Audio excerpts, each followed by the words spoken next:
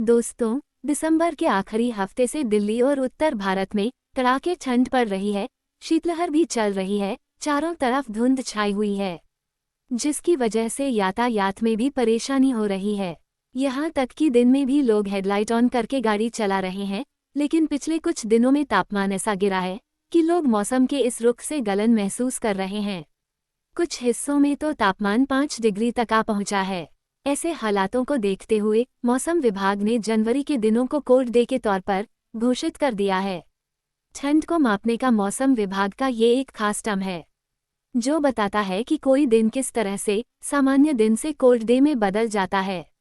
यही नहीं, हमें ये भी जानना चाहिए कि आखिर क्यों उत्तर भारत में ठंडा मौसम बर्फीला होता जा रहा है। हालात क्यों कहते हैं कि ठंड अभी और बढ़ेगी। चलिए कुछ सवाल जवाब के माध्यम से ये सारी बातें जानते हैं। पहला सवाल, कोल्ड डे क्या होता है? मौसम विभाग के अनुसार जब दिन का तापमान 10 डिग्री सेल्सियस से कम हो और अधिकतम तापमान में सामान्य से 4.5 डिग्री सेल्सियस की कमी आ जाए तो ऐसे दिन को कोल्ड डे कहते हैं।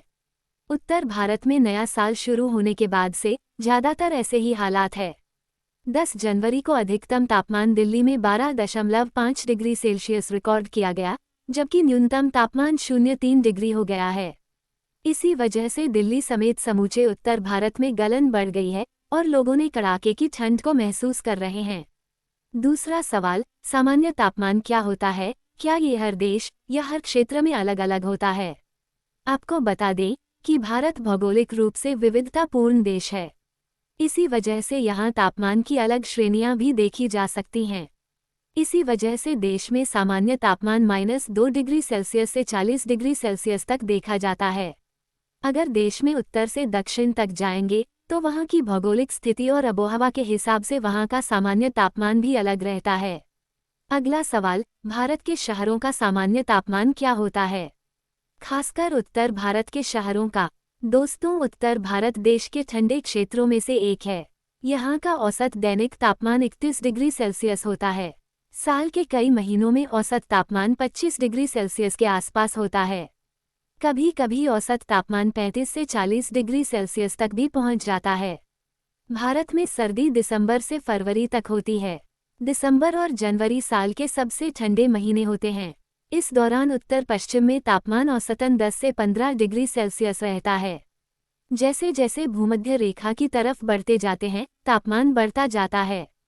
बेंगलुरु का औसत तापमान 25 डिग्री सेल्सियस है।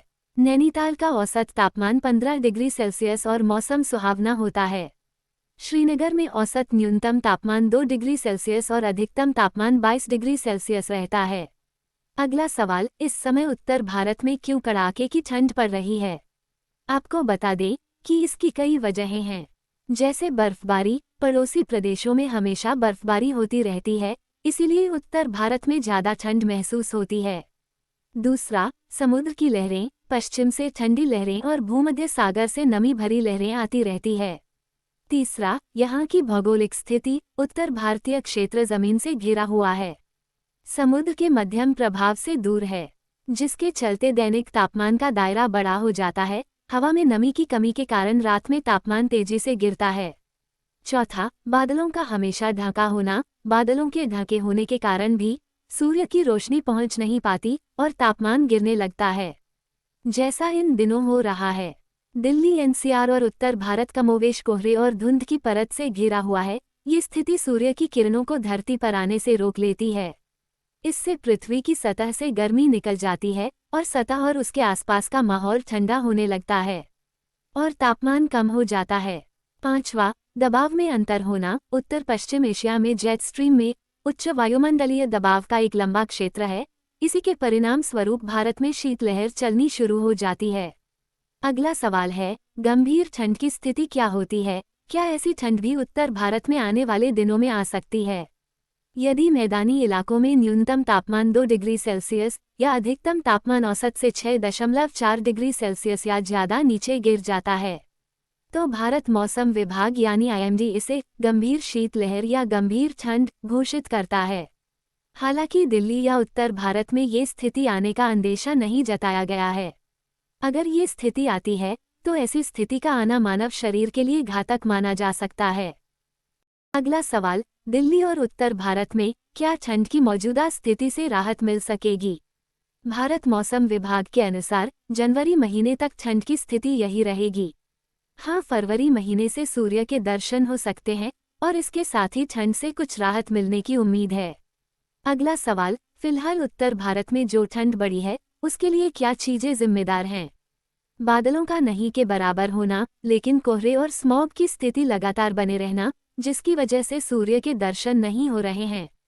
साथ ही उत्तराखंड से लेकर हिमाचल के ऊपरी इलाकों में बर्फबारी होना। जानकारी अच्छी लगी हो तो वीडियो को लाइक और शेयर करना ना भूलें और साथ ही हमारे चैनल को भी सब्सक्राइब करें ताकि आप लोगों को इस तरह की वीडियो मिलती रहे।